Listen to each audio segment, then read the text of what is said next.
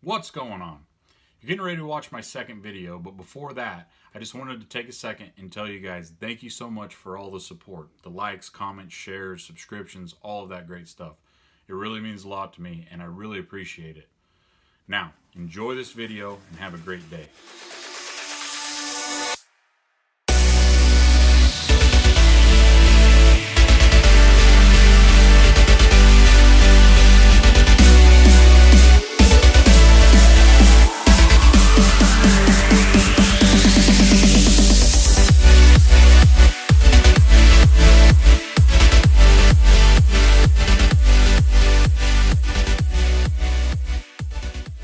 What's going on, everybody? I'm fishing a new spot today, so I wanted to bring you guys along again. I'll do a little bit better of an intro a little bit later on, or I guess it won't be an intro at that point, but I'll talk to you guys a little bit more and do a little bit of fishing, and then we'll talk. The reason why I picked this spot today is because it's actually just downstream from a warm water discharge, and I wanted to get into somewhere with a little bit better water so that we could get into some more active fish, obviously. Right now I'm throwing a small jerkbait. I wonder if you guys just saw that fish jump out there. That'll give you an idea of, I think the water's somewhere around 55, 56 degrees. I don't have a thermometer. Probably going to invest in one so I could let you guys know what the temperature of the water is that I'm fishing. But I know it's relatively warm, and these fish are actually jumping everywhere around me. So I am throwing a jerkbait right now. Just twitch, pause, and then, twitch and a long pause, which I understand is the typical cadence that you want to use for a jerkbait, and then obviously you just mix it up and figure out how the fish like to see it.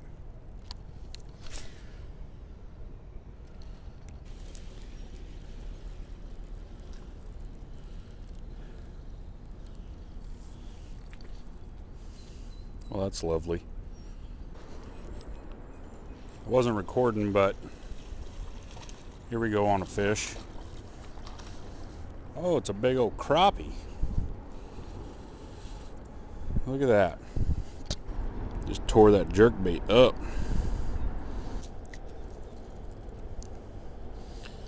Nice.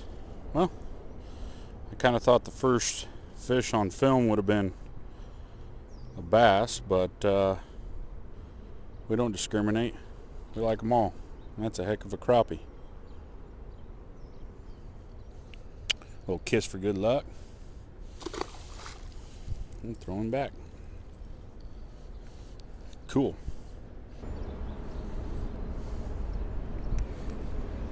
Ooh. Thought we had one. Oh, we do. Look at that. Little bitty bluegill. That dude must have been hungry.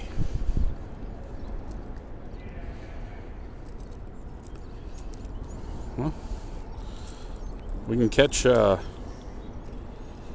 something anyways. Pretty fish.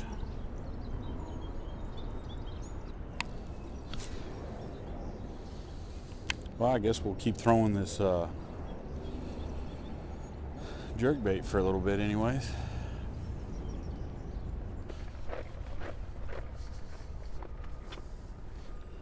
Nice! Gentleman up here just caught one.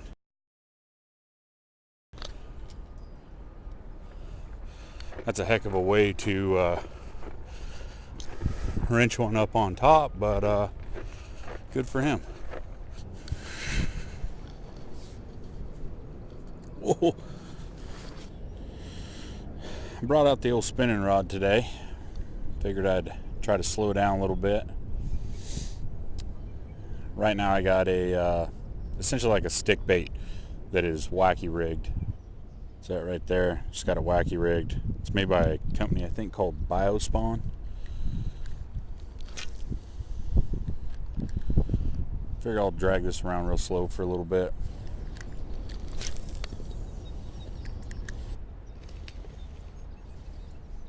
I know you guys had to see that one.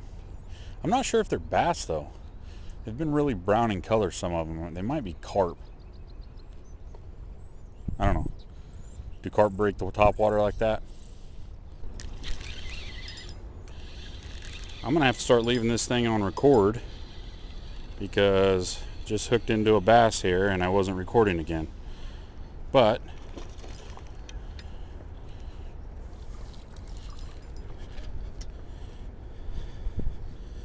as you guys can see, that is in fact a fish.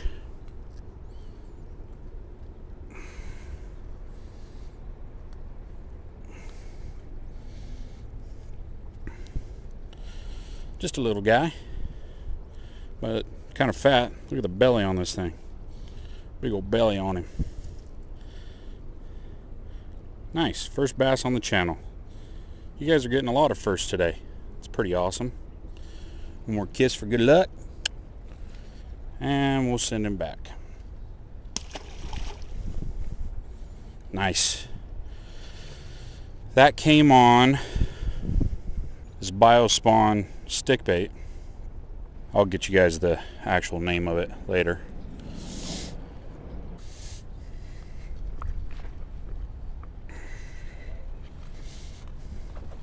It's slippery. Yeah, me too. Yeah. I don't either. I do like this, however. $5 bill.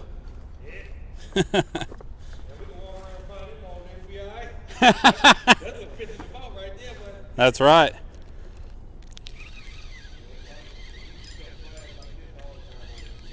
Yeah.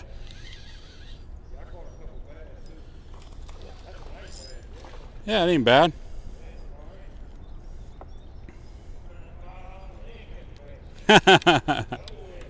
Yeah.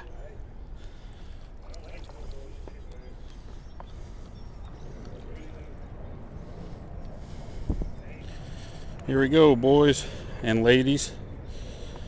Number 2 bass right here.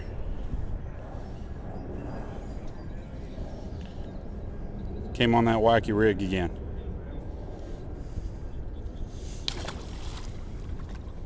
Just to kind of let you guys know what I'm using a 7'3" extra heavy. Not what I would normally throw, but my medium heavy rod has an issue with one of the eyelets right now, and it kept cutting my line. So while that is getting repaired, I'm kind of forced to throw this right now. Throwing 12-pound fluorocarbon with a Shimano Corrado K. Really like this reel. It's very smooth and I enjoy using it. 8.5 to 1 gear ratio, which I know is a little fast, but I haven't caught a fish on this reel yet. Well, that's not true. I just did today, but that's why I brought it. It's because I wanted to break it in, catch fish on it. As far as my spinning setup goes, it's a 7-foot medium heavy fast action rod with I think it's a Bass Pro reel, but I'm using 20-pound braid with a 12-pound fluorocarbon leader.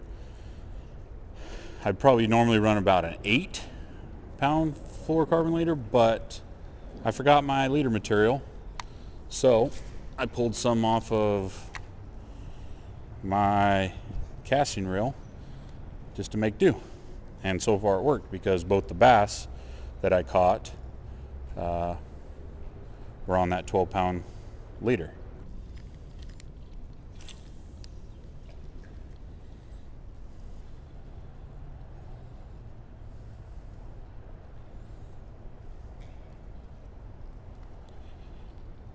There we go. Nice. Again, just letting that thing sit there and work its magic. He come up and smoked it. Another little 1-pounder, maybe 1.5. but still a lot of fun. Ooh, he's making a run for it.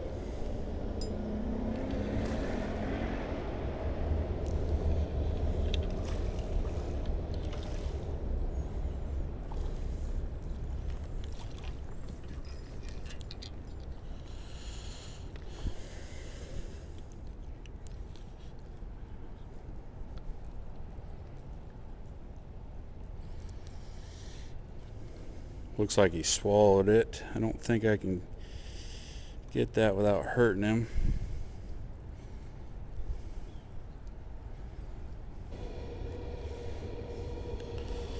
Alright, there he is, guys. Little 1-pounder. Maybe a little bit better, but not much. Still awesome.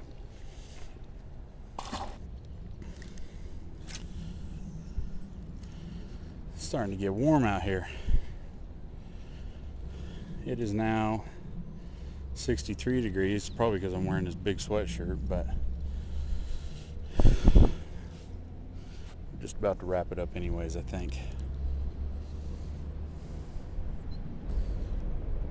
The reason why I'm throwing 20-pound braid with the fluorocarbon leader is I'd seen a lot of stuff, read a lot of stuff that said that the braid is much more sensitive, and while today is actually the first time I'm actually catching fish on it, I do think that it is oh, there's a little fish right there. Oh no, stick fish. Anyhow, I do think that the braid is more sensitive. You can feel every little thing, even with just a weightless wacky rig stick bait on the end. I can feel the bottom as I'm pulling it along. So yeah, I figured I'd try it out, see how it worked out for me. That was definitely 100% a carp. It was jumping right there, no doubt.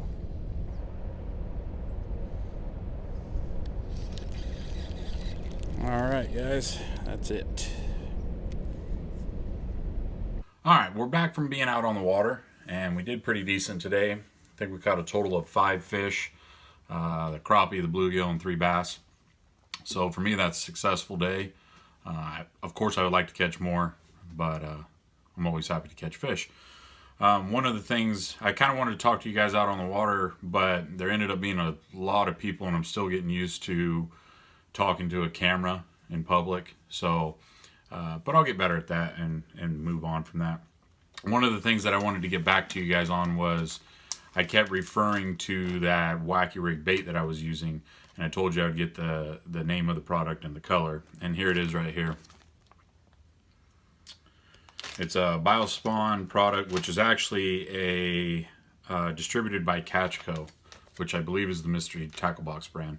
The color is Fighter Shad, F-I-E-D-E-R Shad. And this is kind of what it looks like out of the package when we're looking at it for you guys. But it is a stick style, grayish purple,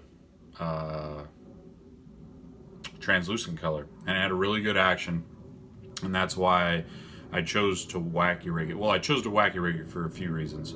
One, I knew if I hooked it in the middle, that action would be pretty deadly out there. Two, I got to thinking about being in San Diego and what I was catching fish on out there and how I was doing it, and I haven't had a lot of success here lately in Maryland out on the water.